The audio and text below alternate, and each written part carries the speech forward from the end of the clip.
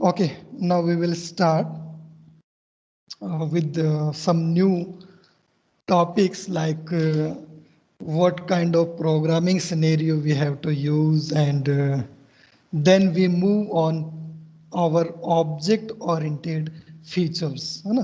Particular जो object oriented features हम use करने वाले हैं आज उन सभी का बेसिक हम डिस्कस करने वाले हैं. बट उससे पहले सम different programming scenarios we have to discuss. What kind of scenarios we had used in past, and what kind of scenarios we will use in future and at present. So that is the contents of our today's lecture, introduction to different programming paradigms and then characteristics of OOPS. और इसके अंदर हम discuss करने वाले हैं class and objects, inheritance, data abstraction, data encapsulation, polymorphism and message passing. वैसे तो ये आपका पूरा का पूरा सिलेबस है, but we need to some basic discussion on these all characteristics. Okay, so हम स्टार्ट करते हैं. First of all, with monolithic programming that will be used in past. We can say it is a programming that not very efficient according to present scenario or present technologies. Because of in this particular scenario, we had write a code or write a program in a single unit, or we can say entire program in a single unit or single procedure, है ना. आजकल की programming अगर हम देखते हैं तो उसके अंदर हम जो भी है वर्क मॉड्यूल्स में करते हैं. Because of we have need in broad categories, है ना. एक आधे फंक्शन से हमारा काम नहीं चलता है ना. कोई भी सॉफ्टवेयर बनाते हैं तो we have to code in a lot of, because of we need a lot of functionality with our application or with our web or any kind of software we have to prefer, है ना. हमें कुछ ऐसे नहीं कि ठीक है हमने लॉगिन कर लिया और हमने एक दो फंक्शन जो है वो उसके अंदर परफॉर्म कर लिए, उससे आजकल के क्लाइंट सेटिस्फाई नहीं होते हैं, है ना. सो जितने ज्यादा फंक्शंस उतनी ज्यादा कोडिंग, है ना. In very initial state there will be some limited functions for applications. That's why we can code in a single function because of the code length is not much more. So उस time हम monolithic जो programming है वो use कर सकते थे, but present scenario में it is very complex. अगर आप सिंगल फंक्शन के अंदर पूरा सॉफ्टवेयर डिजाइन करोगे तो पहली बात तो वहां पे कॉम्प्लेक्सिटी इतनी ज्यादा हो जाएगी कि अगर आपको एक पर्टिकुलर एरर भी निकालनी होगी, एक बग अगर आपको निकालनी होगी, then you have to check full code of that program. और मॉड्यूल्स में बना होता है तो क्या फायदा होता है, you have to check particular module that related to that particular bug or that particular options that occur an error. तो ये फायदा होता है ना. एक तो मान लो आपने 1000 लाइंस का एक प्रोग्राम बनाया, अब उसमें कोई भी प्रॉब्लम आ गई, यानी आउटपुट आपका सही नहीं आ रहा है, program is running, there is no compilation error, but some kind of errors available in your results that not behave particular according to your needs. अगर इस टाइप की एरर्स और इस टाइप के बग आपको उसमें से निकालनी होगी, then you have to check all 1000 lines of this code. That is not a efficient way, है ना. So the monolithic programming is not convenient at in at present scenario. So we have to discuss next paradigm, है ना. यहाँ पे देखो ये लिखा हुआ है सेकंड स्टेटमेंट के अंदर, program seems to be very large and complex, है ना. सिंगल अगर आप फंक्शन के अंदर कोडिंग करोगे तो that will be the problem, है ना. डिबगिंग, टेस्टिंग और ये सब चीजें इतनी डिफिकल्ट हो जाएंगी कि उसके अंदर बहुत ज्यादा टाइम जो है वो आपका वेस्ट होगा. एंड टाइम के साथ साथ you have lot of brain also, because of mentally भी आपको प्रिपेयर होके बैठना पड़ेगा, क्योंकि ऐसा नहीं कि आपने आधा प्रोग्राम चेक कर लिया और आधा बाद में चेक कर लो. No, you have to check full program. Structured programming, that will be the C language kind of programmings, and we already discussed about some points about structured programming whenever we discuss in our previous lab, I think, but lab I think अभी सभी batches की नहीं हुई है, तो चलो मैं दोबारा एक बार इसको एक्सप्लेन कर देता हूँ. अभी आई थिंक थर्ड बैच की लैब अभी तक नहीं हुई है. Okay, first and second batch की हो गई बट थर्ड की नहीं हुई. So we have to explain once more what is the structure programming. Structure programming is just kind of programming that there we need to follow a particular structure, like we have to input first, then we have to calculation or logic parts, then we need to perform some kind of output operations, है ना. हमें ये sequence follow करनी ही पड़ेगी. That will be the structure programming. Or we can say there that data is not very important, function is very important. यानी जो procedure है वो एग्जैक्ट होना चाहिए, है ना. यहाँ पे प्रोसीजर पे फोकस किया जाता है ना. आपने डेटा कुछ भी यूज किया हो, there is no much more effective, but only focus on the procedure, that will be the perfect. आपका इनपुट जो है वो स्टार्टिंग में होगा तो होना ही चाहिए. आपका डिक्लेरेशन जो है वो स्टार्टिंग में होगा तो होना ही चाहिए. You can't declare after input, है ना. क्या कभी सी में आपने ऐसा किया है कि पहले आपने ए की वेरिएबल ए की वैल्यू इनपुट कर दी और उसके बाद आप नेक्स्ट स्टेटमेंट में वेरिएबल ए को डिक्लेयर कर रहे हो, है ना. ऐसा नहीं किया हमने कभी, बिकॉज ऑफ स्ट्रक्चर प्रोग्रामिंग ऐसा अलाउ नहीं करता है आपको, है ना. पर्टिकुलर कुछ कंपाइलर्स तो इस स्ट्रक्चर प्रोग्रामिंग के ऐसे होंगे जो आपको बीच में वेरिएबल डिक्लेयर करना भी अलाउ नहीं करेंगे. आप सारे वेरिएबल स्टार्टिंग में ही डिक्लेयर करो, है ना. कुछ कंपाइलर फिर भी हमें रिलायबिलिटी देते हैं कि जहां आप यूज कर रहे हो वहां पे आप डिक्लेयर कर सकते हो, बट बाद में तो बिल्कुल नहीं कर सकते. That will be the structure programming.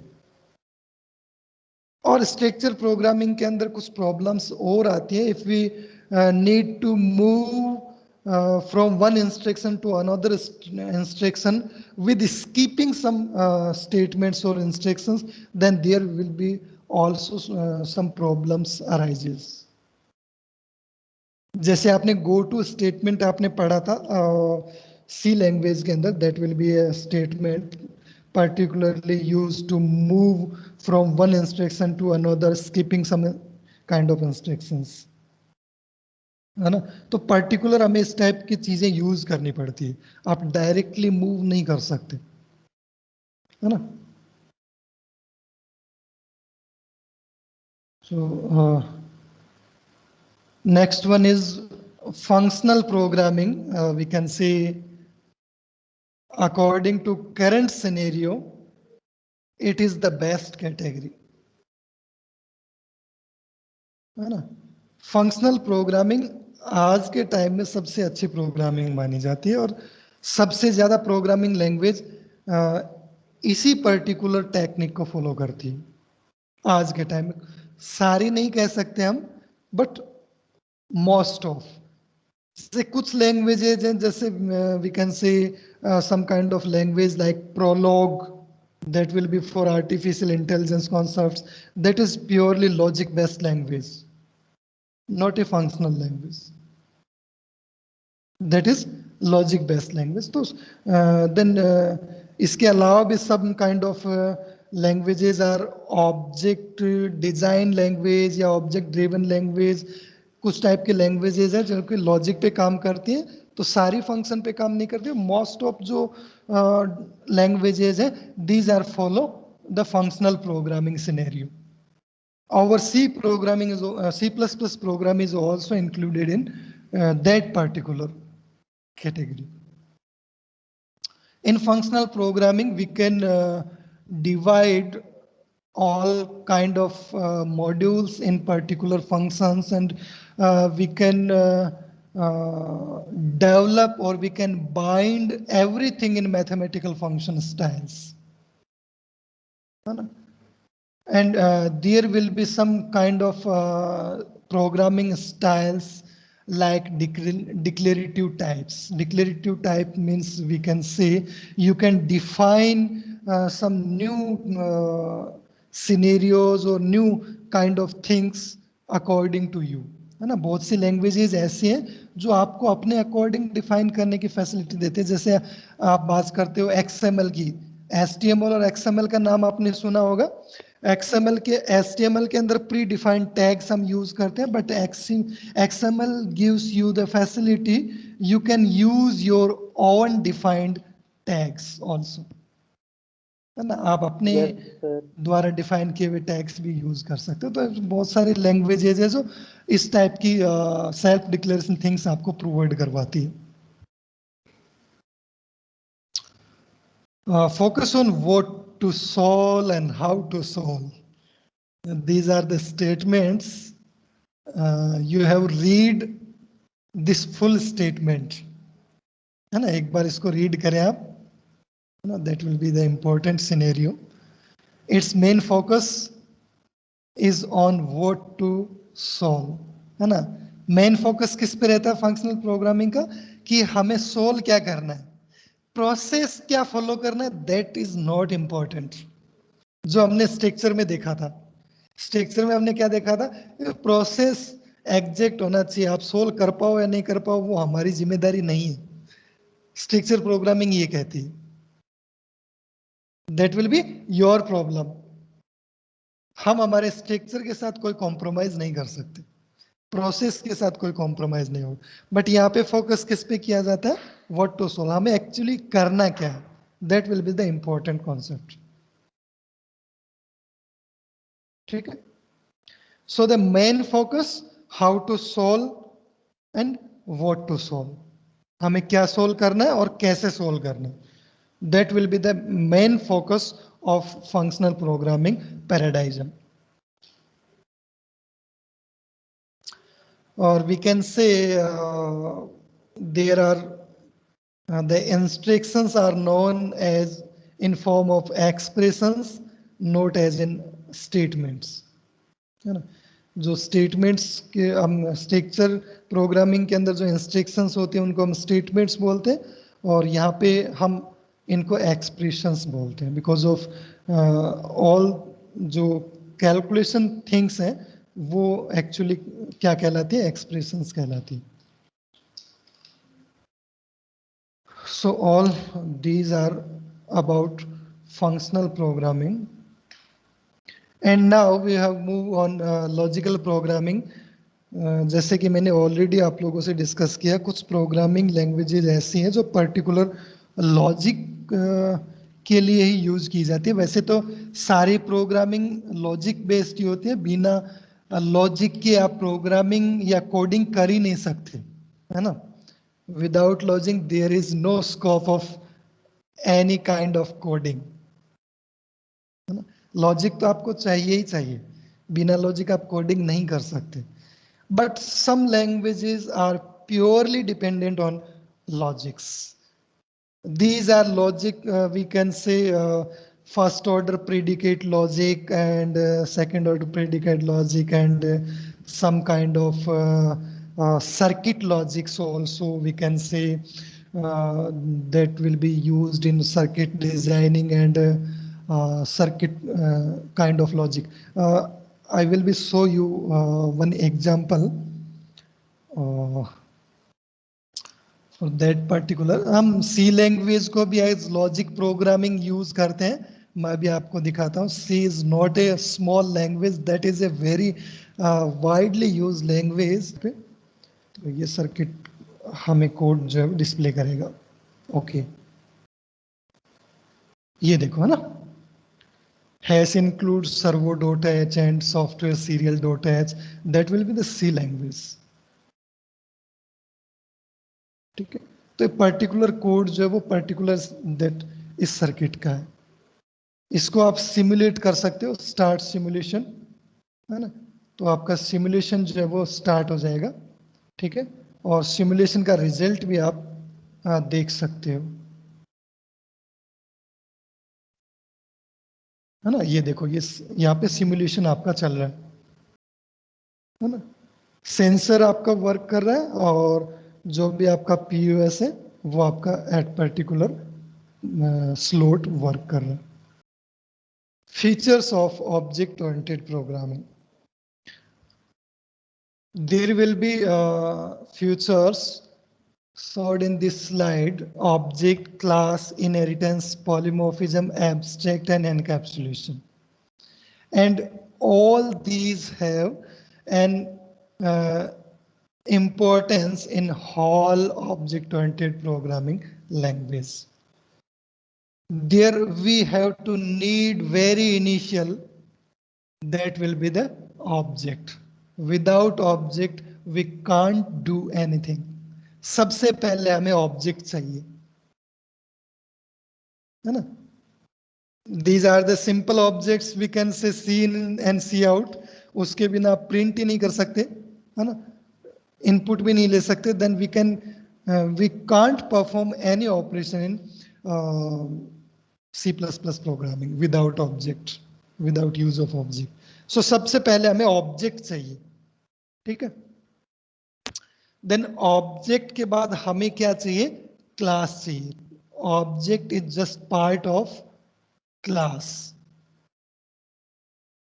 ठीक है, क्लास इज वी कैन से ए combination of data members and member functions.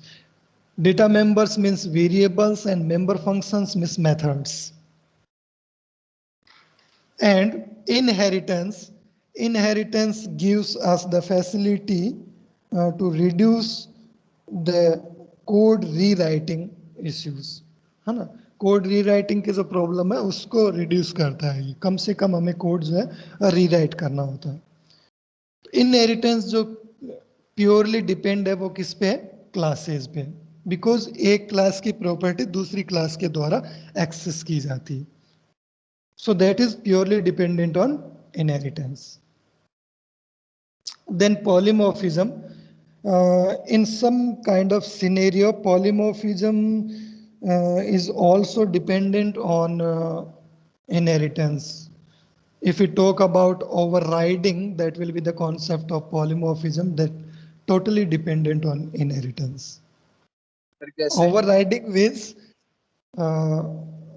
I will explain. Inheritance पे कैसे डिपेंड करता है? बता रहा हूँ बेटा, बता रहा हूँ. 1 सेकेंड, गेट पेशेंस. देखो जब हम एक क्लास की प्रॉपर्टी दूसरी क्लास में एक्सेस करते हैं तो there will be some functions have same name in both class. That term is known as overriding.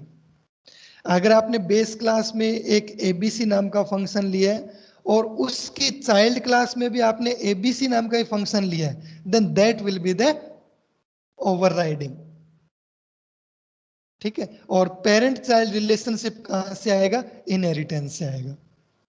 So that is directly connected from the inheritance. Some things are dependent on class, like आपका operator overloading and function overloading, that are also known as compile time binding and run time binding, है ना। तो ये सब हम आगे explain करेंगे जब हम पॉलीमॉर्फिज्म को डिस्कस करेंगे, है ना। Here in this figure, we need to understand only connectivity of these all terms. Okay. The next one is the abstraction. Abstraction means just we can say the hide the complexity and provide the simplicity. That will be the abstraction. है ना? तो यहाँ पे क्या होता है mainly, आपसे complexity जो है वो हाइड की जाती है। अब पॉलीमॉर्फिज्म क्या देता है आपको, सेम टाइप की चीजें, जैसे मान लो एबीसी नाम के 4 फंक्शंस बने हुए, या एडिशन मान लेते हैं, एडिशन टाइप के 4 फंक्शंस बने हुए, ठीक है। तो आप जब कोड को देखोगे तो आपको सेम ही लगेगा, यार ये भी ऐड का काम कर रहा है, ये भी ऐड का काम कर रहा है, ये भी ऐड का काम कर रहा है, चारों एडिशन का काम कर रहे हैं। Operation will perform only addition by the all 4 functions. तो आपको फंक्शन नेम से क्या लगेगा कि ये सब सेम काम कर रहे हैं, और ऑब्वियसली काम सब सेम ही कर रहे हैं, that will be addition, but applied on different kind of data or different number of data, है ना। ये अलग अलग हो सकता है ना, नंबर ऑफ वैल्यू चेंज हो सकती है, काइंड ऑफ डेटा चेंज हो सकता है, डेटा टाइप चेंज हो सकती है ना, that will be different, but काम एडिशन का ही कर रहे हैं सब, ठीक है। तो चीजें सिमिलर जब दिखती हैं, बहुत सारी चीजें जब सिमिलर दिखती है, तो हमें उसको समझने में कॉम्प्लेक्सिटी नजर आती है, उसको हम पर्टिकुलरली अंडरस्टैंड नहीं कर पाते, है ना। जैसे मान लो एक सिंपल सा एग्जांपल हम देखें कि एक बाइक का अगर एग्जांपल ले लें, अगर आपको बाइक ड्राइव करनी है, देन अगर आपको पूरी बाइक खोल के दे दी जाए, आपको इंजन अलग से दे दिया जाए, सारे पार्ट्स आपको अलग अलग दे दिया जाए, और आपको कहा जाए ये लो बाइक चले जाओ, यू हैव टू राइड, तो क्या आप कर सकते हो? नहीं। हो सकता है कोई मैकेनिकल इंजीनियर जो है वो उसको कर सकता है, वो असेंबल कर सकता है, वो जानता है कि इंजन कैसे काम करता है, वो सब चीजें जानता है, बट हम नहीं जानते। हमें क्या चाहिए? हमें तो पूरी असेंबल चाहिए, हमें पता नहीं है इंजन कैसे काम करता है, और हमें जानना भी नहीं है कि that particular engine what is the performance and what is the work efficiency of this, है ना, वो किस प्रकार से काम करता है और कितना एफिशिएंटली काम करता है, हमें नहीं जानना।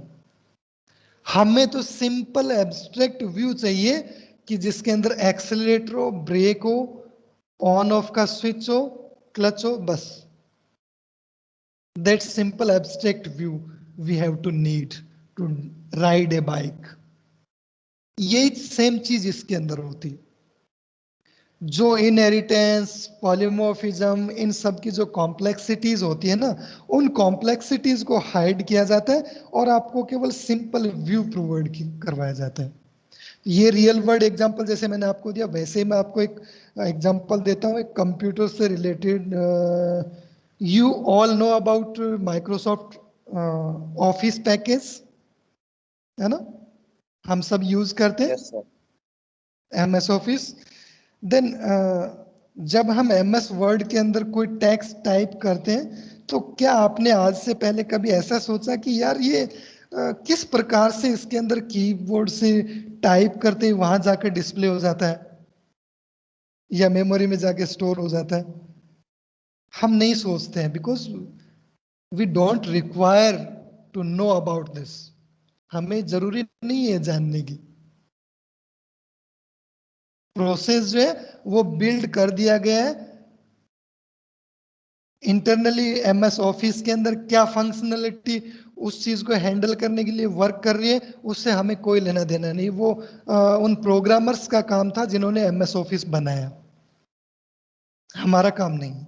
हमें केवल एब्स्ट्रैक्ट व्यू चाहिए कि जो हमें टूल चाहिए वो टूल हमें सामने दिख जाए और हम उनको यूज कर ले और हम हमारे जो नीड है उसको कंप्लीट कर ले।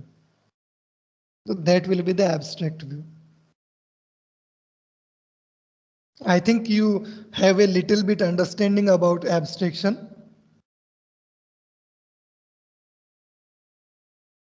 And we Yes, can sir. say also abstraction is also important because of there are some kind of sensitive information also, and we can't share these kind of information with anyone.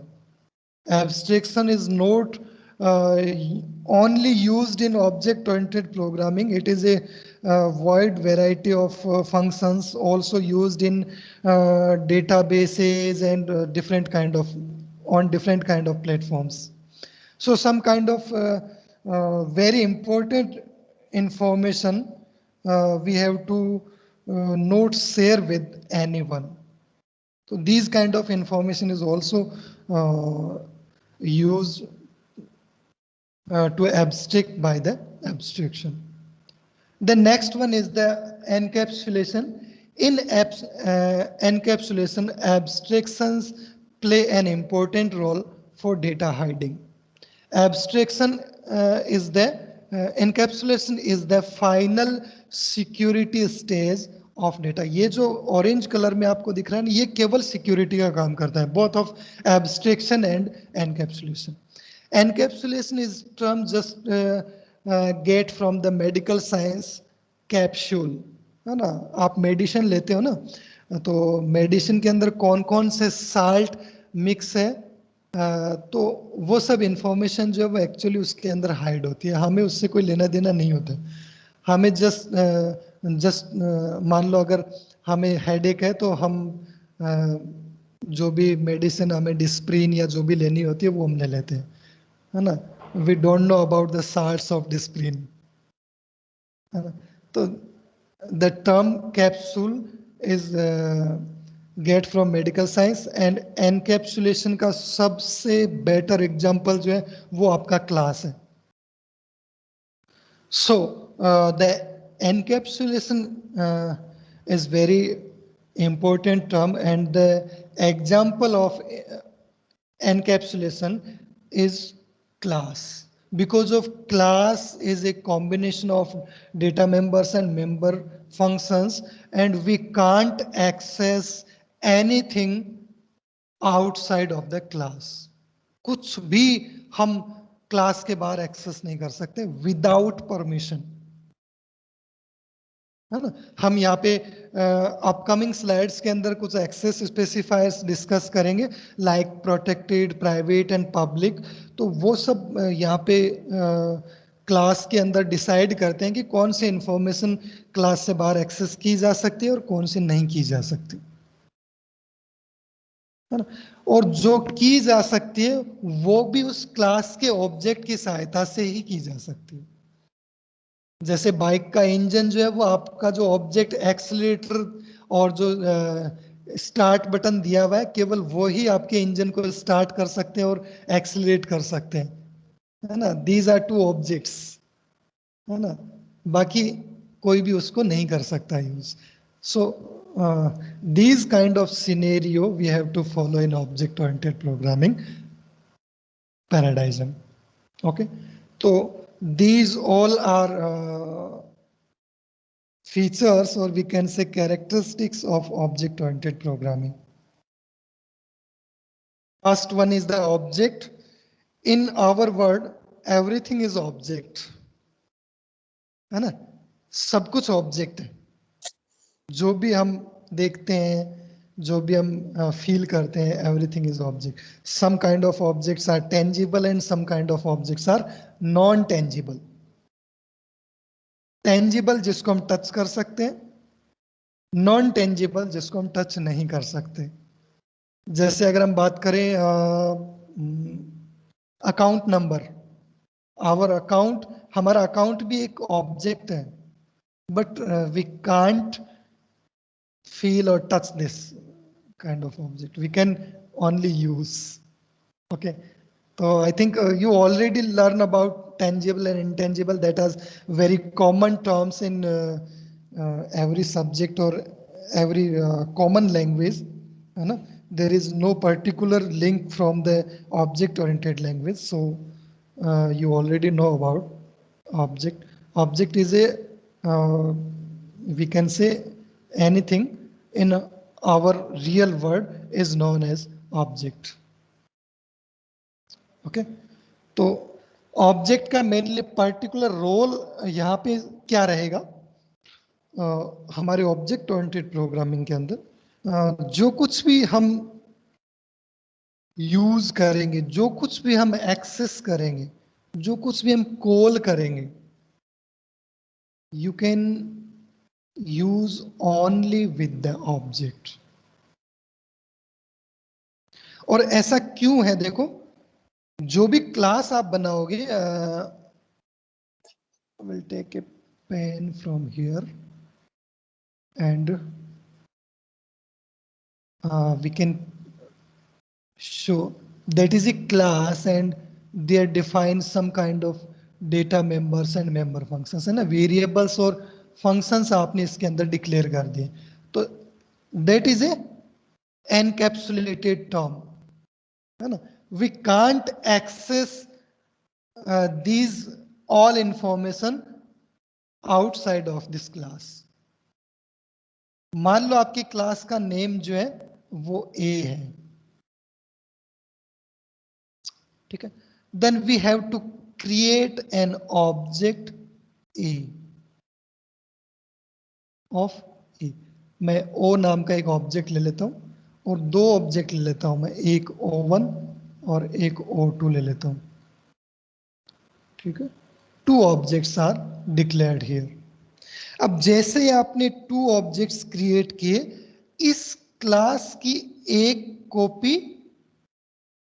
O1 के पास चली गई और इस class की एक copy O2 के पास चली गई। These are blueprints. जैसे आपने ऑब्जेक्ट क्रिएट किए, उन दोनों के पास एक एक कॉपी उस क्लास की पहुंच जाएगी, जिससे कि वो उस पर इजीली ऑपरेशंस परफॉर्म करे।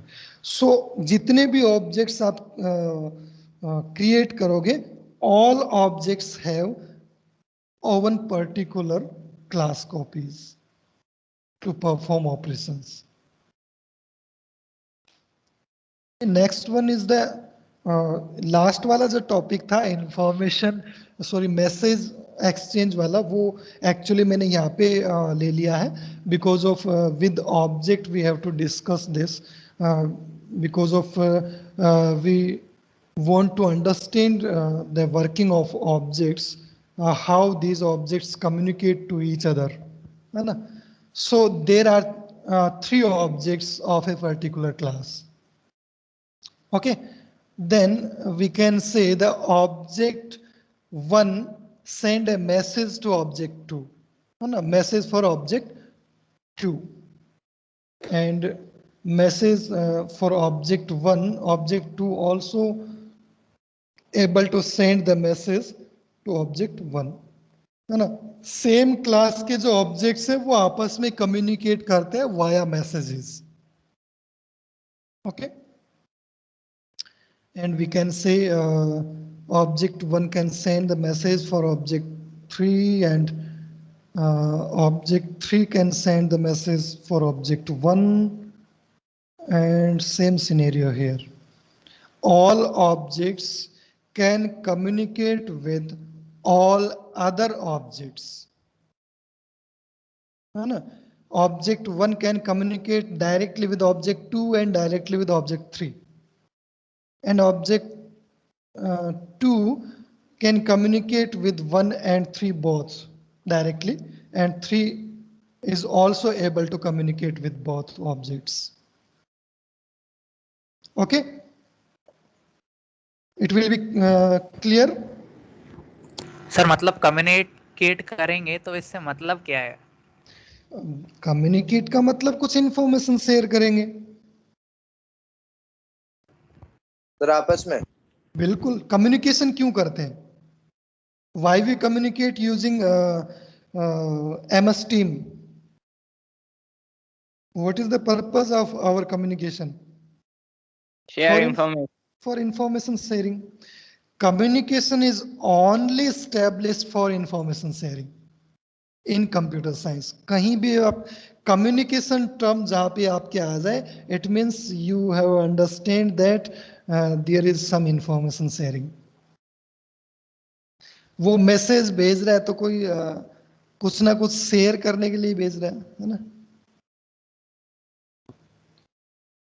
तो वो हम जब प्रोग्रामिंग जब करेंगे तो वहां पे हम देखेंगे कि किस टाइप के इंफॉर्मेशंस को शेयर करना होता है ना, कब ऑब्जेक्ट्स जो है वो आपस में एक दूसरे से कम्युनिकेट करते हैं, है ना। यहाँ हमारा केवल पॉइंट ऑफ व्यू ये है कि ऑब्जेक्ट क्या होता है और एक क्लास के ऑब्जेक्ट्स आपस में कम्युनिकेट करते हैं या नहीं करते हैं, इंडिविजुअल ऑपरेशन परफॉर्म करते हैं या कुछ शेयर भी करते हैं, है ना। That will be the agenda.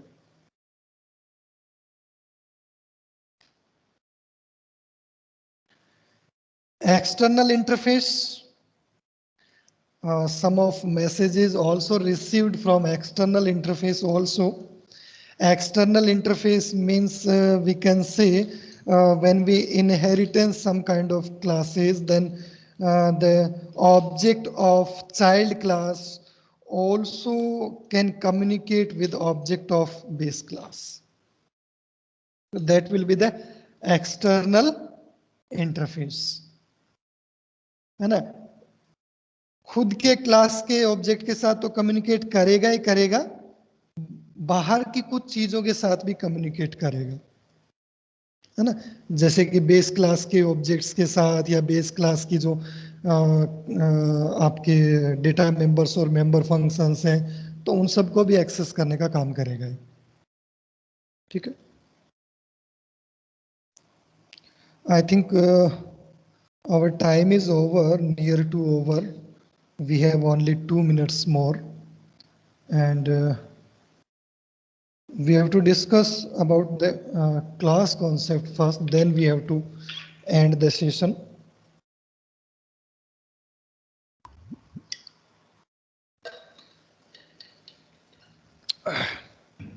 So what is the class?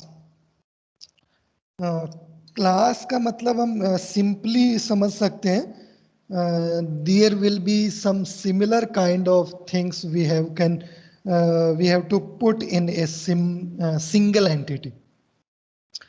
अब जैसे आप लोगों के जो BTech third semester B section है, that will be a class, because of आप सभी के सभी same subject, same syllabus, same course के स्टूडेंट हो।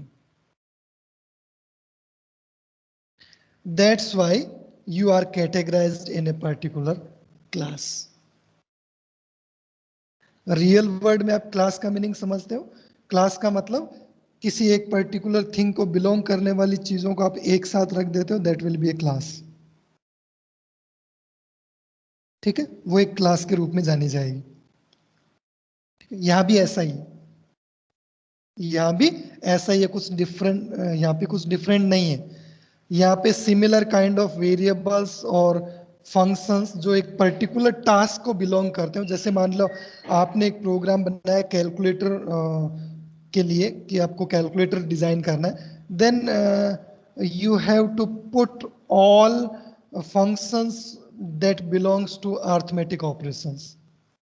तो अर्थमेटिक कैलकुलेशंस को परफॉर्म करने वाले जो फंक्शंस हैं, एडिशन, सब्ट्रैक्शन वगैरह, तो उन्हीं को तो आप इसके अंदर रखोगे। ऐसे तो नहीं कि कैलकुलेटर के अंदर आप गेम ड्राइव के आप फंक्शंस जो है वो इंक्लूड करोगे, नहीं करोगे। There are only calculation based functions and all these functions belong to a single category, that will be the class. Okay, they are also included the syntax of class. So class के लिए हमें क्या करना है? देखो, class keyword लिखना है, जैसे सी के अंदर आप स्ट्रैक्ट कीवर्ड लिखते थे, ठीक है, स्ट्रैक्ट लिखते थे, उसके बाद स्ट्रैक्ट का नेम लिखते थे, str लिख देता हूं मैं, ठीक है, और उसके बाद आएगा क्लास नेम, और यहाँ पे हमारा आता था स्ट्रक्चर नेम, ठीक है। उसके बाद यहाँ पे देखो एक्सेस स्पेसिफायर, जो हमने आज से पहले कभी यूज नहीं किए। एक्सेस स्पेसिफायर हमें कभी भी हमने यूज नहीं किए, because these are not the part of C language. Access specifier यहाँ पे आपके पास 3 होंगे, they are public, protected and private. You put your accessifier according to your need, है ना?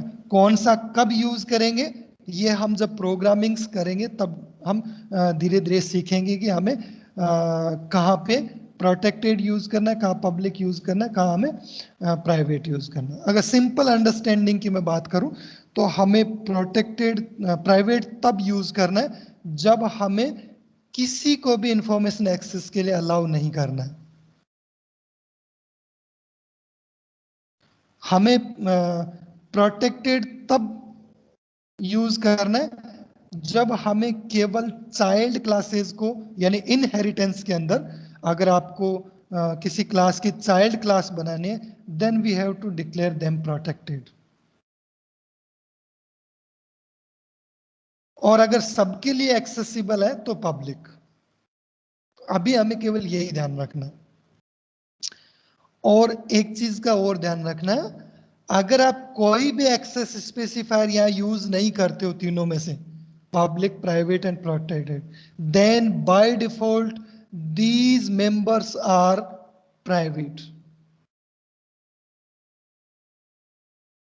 कुछ भी अगर आप डिफाइन नहीं करते हो then they are by default in private. ये ध्यान रखना, ठीक है? And finally when we close the class then we can declare a object or we can directly terminate it with semicolon. आप ऑब्जेक्ट यहाँ डिक्लेयर कर भी सकते हो और नहीं भी करो तो कोई दिक्कत नहीं है. आप बाद में क्लास नेम के साथ ऑब्जेक्ट्स क्रिएट कर सकते हो. अमूमन हम कभी भी यहाँ पे ऑब्जेक्ट्स क्रिएट नहीं करते हैं. Objects will be created in main function. तो यहाँ पे हम directly after curly brace we have to put semicolon for close the class, terminate the class. These are the space access specifiers, private, protected and public. We already discussed about all of these 3 points and also discussed that by default these are private, है ना? Private access by default. Okay.